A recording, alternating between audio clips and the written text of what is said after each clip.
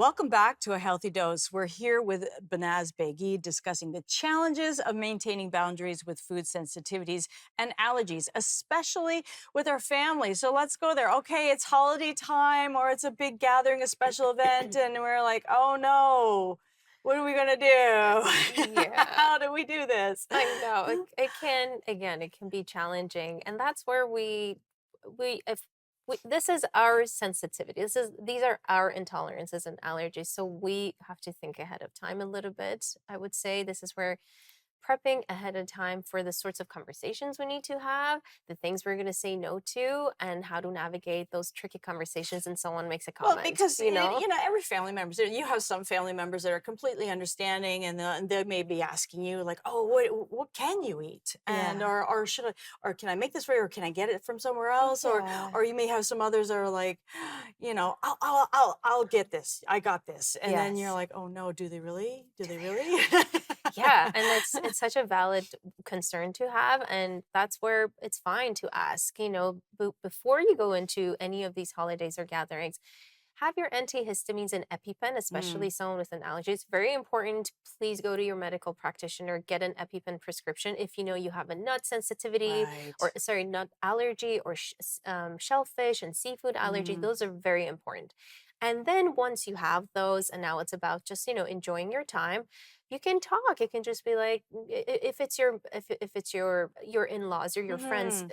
they're close people. So you can have the conversation and be like, I appreciate you making this. Be polite, be respectful, and be like, at the same time, I can't have this Yeah. It's because like of this. how do you there's often a stigma with that. How do you Yeah. break that stigma? How do you navigate that perception that you're not just being a picky person?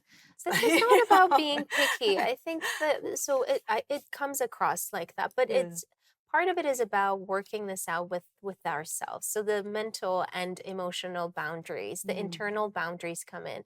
Keep it simple. You don't need to explain a yeah, lot about why you are the way you are. The way you are is whole right. and perfect as it is. There is no need for you to try to shrink yourself or feel guilty and have that shame. Although they can come up, and that's where work Yes, on the that. rolling of the eyes from family members or friends, like, If oh, here we go again. and take space. So there are people who are going to be boundary violators. They're going to Mm. be boundary bullies. You might want to take space without actually getting into it and setting a consequence, drawing a What do you mean by boundary. taking space here? So that's a good, So we're at a gathering and someone yeah, starts to make these comments. We have yeah. talked to them once or twice about it. We've Mm, given them a list of things, or we have mm, even brought our own stuff. They make comments. They might say very judgmental things. They make assumptions. That's where you can talk to them, be like, I appreciate that you might not know the situation about my allergies and yeah. health stuff, and that's on me. At the same time, I don't appreciate you talking to me in this way. Hmm. Take some space. Again, that's if someone's being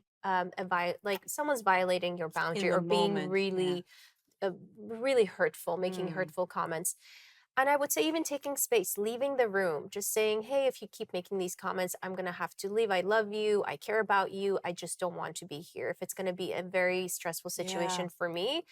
And I And want to keep it simple. and what about, like, even maybe if you already know that that's a problem, like Yes. when you get an invite and you're like, well, what about maybe planning ahead, like maybe like, I don't know, like choosing how long you're going to be there or where Yes. it's going to, maybe try to suggest, I may make some suggestions so those Suggestion. Yes. boundaries, is that a good idea? That Yeah. is a good idea. Have a proactive boundary plan. Mm, Don't say no if you need to. If you know someone's very difficult, say no ahead of time. yeah. There is no shame in saying no to an invitation Yeah. if it's going to be more peaceful and joyful for you. The point of a celebration or a gathering is being with loved ones, being with the people we Yeah. care And that about. should be the main point. It That should should be be the the fact that you can't eat something. exactly. So those are excessive comments that are, frankly, they don't have the place to be. They're not Yeah. okay. Take space. Don't go there.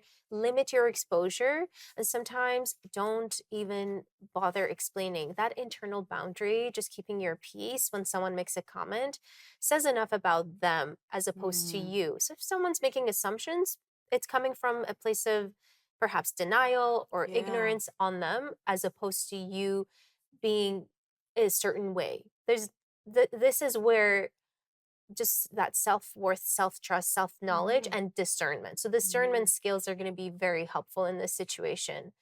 Um, but it is tricky. I appreciate that. And you can do this. It's so true. Very good advice. Stay with us. When we come back, we'll see what else we can do in order to maintain our boundaries and still enjoy gatherings with friends and family.